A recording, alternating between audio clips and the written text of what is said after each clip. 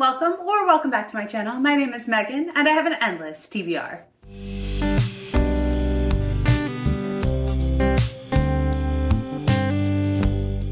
And I thought today we'd go over what I've read so far this year. So this is sort of a first quarter wrap up. I've collected some data points for anybody who would be interested in those, and we'll just jump right in. So I'll start off with the monthly numbers. I guess I'll try to put up some of them here on my right for anyone who's interested. In January, I read 13 books, a total of 3,235 pages.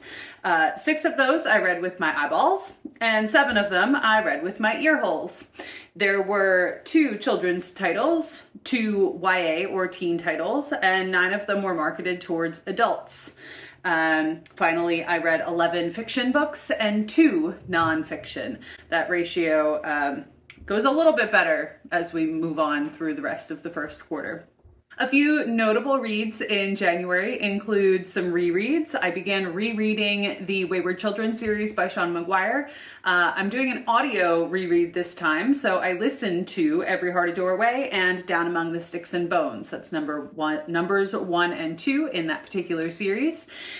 Continued on to book 2 in the Graceling Realm by Kristen Kishore by listening to Fire, obviously by Kristen Kishore. And I reread via audio Black Sun by Rebecca Roanhorse in anticipation of reading Fevered Star, which is the follow-up that comes out in April. Comes out Tuesday when you're watching. So I wanted to refresh myself on the happenings of the first book.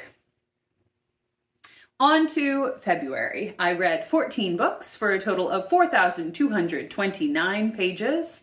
I read 7 of them with my eyeballs and 7 of them with my ear holes. I did not read any children's books. 4 of them were marketed for YA audiences and 10 adult titles. 10 of those were fiction books and 4 of them were nonfiction. I continued rereading the Wayward Children series with Beneath the Sugared Sky, and caught up on a couple of arcs that I had by listening to This Book is Gay by Juno Dawson and The Last Laugh by Mindy McGinnis. And in March, I also read 14 books. This is a total of 4,729 pages. I only read 4 books with my eyes and listened to the remaining 10. I read 2 children's books, 4 YA books, and 8 adult titles. For fiction versus nonfiction, I read 10 fiction stories and 4 nonfiction. Notable in here, I started some really big buzzy series with The Ice Planet Barbarians by Ruby Dixon. I listened to numbers 1 and 2 in that many days. And I also listened to Throne of Glass by Sarah J. Maas. So started on that series and possibly a wide, wide world ahead of me. And for series that I continued, I finally got to read Fevered Star by Rebecca Roanhorse. This follows up the events of Black Sun, which I reread in January. And I listened to A Closed and Common Orbit by Becky Chambers, which is book 2 in the Wayfarer series, following The Long Way to a Small Angry Planet. And then I picked up Top 5, Bottom 5 from Leanne at Literary Diversions. So I'll throw her name and a link to her channel in the description box for you if you are not aware of her. I thought this would be sort of honestly an easier way for me to wrap up a full quarter of reading, in which I read 28 plus 13, 41 books, which is a lot. And rather than giving you a full rundown of each of the books that I read, I figured if I give you, 5 recommendations and 5, maybe not this time, that might be more helpful than giving you an extra long video here. So, top 5. We'll start off with the bottom 5, which may not be anything that I despised in any discernible or definitive way, but things that maybe, wrong place, wrong time, wrong format, or, something that just didn't gel with me as a reader. So the first one that I would have to say may not be worth your time is a book that I read for book club for my adult discussion at the library. This was Calling Invisible Women by Jean Ray. And we read this, again, it was an adult discussion. A lot of our members tend to be on the older side, and they really resonated with this particular book. I thought at about 250 pages, the author attempted to address too many things and didn't really address any of them in any finished manner. So I was left unsatisfied by this particular title, though the title itself is quite engrossing, and it really wants to pull you in. It just didn't do that through the rest of the pages for me. Next up is another book club pick. Unfortunately, this was with Wine and Angst, the adult book club that reads YA titles, and we read Every Time a Rainbow Dies by Rita Williams Garcia. This is one of her earlier titles. It's recently been republished, and I think it was originally published in 2001, if I remember correctly. So I can see this book having been a really big step in publishing for the time. And I from what I understand, she fought really hard to publish this book as it was without making certain concessions that I think the publishers were looking for. And there's definitely value in that. However, this book focuses on an event of sexual violence against a teenaged girl, and it's witnessed by our narrator or our perspective character. The rest of the book follows the main narrator's perspective on this person who experienced this traumatic event, and we never got to see her perspective. And I think in this particular lens, the events, where the events were centered, or where our perception as a reader was centered, maybe wasn't the best place from which to tell this person's story. It was definitely an interesting discussion. And again, I can see the value in having published this book, especially originally, but it didn't necessarily read true to maybe a reader in 2022.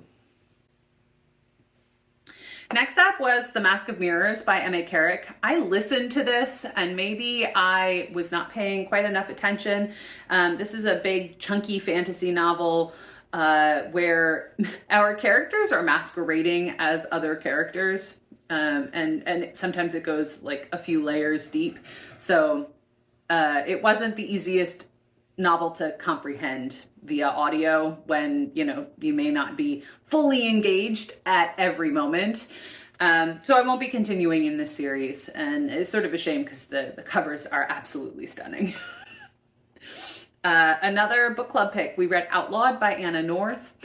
I enjoyed this book while I was reading it, but in checking out some reviews, there is definitely sort of a whitewash on this particular alternative history, Wild Wild West story featuring female characters. There is, maybe possibly mishandling of BIPOC individuals, of mixed race individuals, of trans individuals, that while the author's intention may not have been to cause any harm, maybe these characters weren't as well represented as they could have, should have been. Or this author may not have been the person to highlight those particular experiences in the way that she chose to do so. So again, I liked it while I was reading it, but upon reflection and looking at some reviews, maybe my experience is different from many other readers. So tread carefully if you decide to pick this one up. And finally, number 5 is going to be This Book is Gay by Junot Diaz. This is really nothing against the book itself, but I am pleading with the publishers to please update the audiobook, because this particular title was published originally before the author transitioned. So this audiobook is the original recording. She has republished the book using her true name, her current name, and the audiobook references the author's dead name in its credits. It's the language has been updated in the book itself and been republished, and the audiobook does not reflect this. So do not listen to the audiobook at this point. Get yourself the traditionally published copy, and you'll have the correct language and the correct credentials for the author. And she's a great writer. She's really hilarious. She has a lot of unique experiences and looks to share those experiences in This Book is Gay. So I do need to get my hands on, the updated text, but do not read the audio until it's been updated, because it was really unfortunate to not get the author's true and updated words.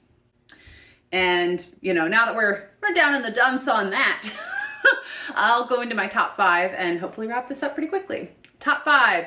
In January, I read Do Nothing, How to Break Away from Overworking, Overdoing, and Underliving by Celeste Headley. I picked this up on a recommendation from Mara at Books Like Whoa. She's been doing a series on sort of labor culture and the US and how we view work, productivity, et cetera, and this was a really great book to listen to. One of the tidbits that I heard while I was working, because I do have the opportunity to listen to my audiobooks while I'm at work and at my desk, something about 80 to 95% of online shopping purchases occur between the hours of 9 a.m. and 5 p.m. When most people are working a 9-to-5 job, that means that most of those purchases are occurring on their work computers. I can't say that I have never done that. Certainly you make personal phone calls throughout the day. There are things that need to be done during traditional office hours, whether or not you are also working in an office. So it's just interesting to see those elements of, non-productivity based according to your employer, possibly. But some of these things are necessary and some of them maybe not necessary, but you have a lull in your productivity, and let's fill it with something like, a couple swipes on TikTok. And I did also listen to Do Nothing, which is narrated by the author, and she had a really nice conversational tone throughout the whole thing while giving you a lot of really nice information on the topic. In February, I read an essay collection called What White People Can Do Next. This is by Emma DeBerry, who is of Black Atlantic heritage. And this is a term that she uses in What White People Can Do Next to describe those individuals who are descended from enslaved individuals. Black Atlantic gives a wider berth than, let's say, African American, because there are Black British, Black Jamaican. Jamaica has had a very heated history with Britain, and it's a different cultural identity than, say, African American or Black American. And so Black Atlantic is a little wider encompassing of an experience based on the similar trauma that Black folks who are descended from enslaved people may experience through generational experiences. So I really liked this because Emma had a really nice, again, conversational tone. It's something that I am drawn towards in my nonfiction. And she's talking about, how to move from allyship to true coalition. We all know that we can't say that we're an ally unless you're willing to put in the work and work with people who are telling you, well, this is what we need to have happen, rather than coming in and saying, this is what's best for enter, type of person here. That's really not how it works. And I thought this was to sound glib, it was an easy introduction to, events you can, steps you can take towards being a better human to all humans of all types of identities. And it was a nice way to spend an afternoon moving through these essays. In March, we're going to go in a totally different direction. And my favorite in March was Ice Planet Barbarians by Ruby Dixon. Again, I read 2 of the books in as many days, and it really, I was able to fall into the world. I didn't have to think too hard about it. You really probably don't want to think too hard about it. And it was just a really good time. So I'll be continuing on in the series. As you may know, if you're familiar with this series, Ice Planet Barbarians features a group of typically Southern American women who are 21, I think is the specific age, and have never been pregnant. They are kidnapped by a group of, green-skinned aliens. And then when something goes wrong on the ship, they are tossed out of the cargo hold on an ice planet, hospitable for human life. However, it's very, very cold as an ice planet. And one of the girls that's stranded, gets out of the cave that they were left in and finds a particular blue-skinned alien species who decides that she is his mate. And this species happens to have fewer females, and the species is in danger of dying out. So I'll let you guess what may happen from there. If you can get down with the conceit of fated mates and blue-skinned aliens and some raunchy times, it's an enjoyable experience from my perspective. To switch gears again, I have a YA or middle grade graphic novel in drama by Raina Telgemeier.